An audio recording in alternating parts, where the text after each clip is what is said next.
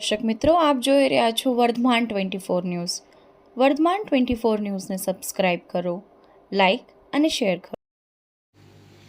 Bhavnagar English દારૂના ગુનામાં નાસ્તા ફરતા આરોપીને ઝડપી લેતી Bhavnagar parole squad.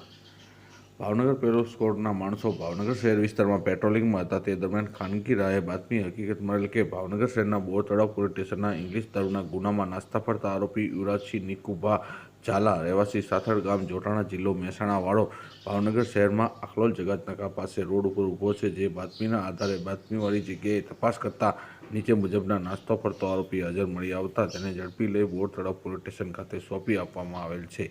Vardhaman 24 news પટ્ટી ઘનશ્યામ, કેમેરામેન રસુલ સહેલ સાથે રિપોર્ટર ફિરોજ મલેક, ભાવનગર. વર્ધમાન 24 ન્યૂઝ.